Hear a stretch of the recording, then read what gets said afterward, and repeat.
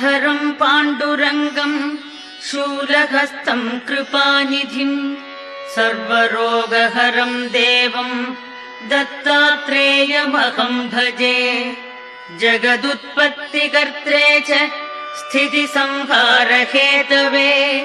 भवपाशविमुक्ताय दत्तात्रेय नमोऽस्तु ते।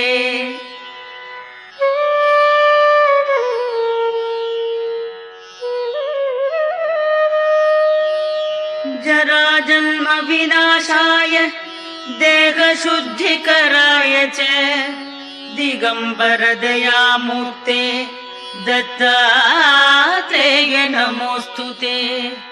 कर्पूरकान्तिदेहाय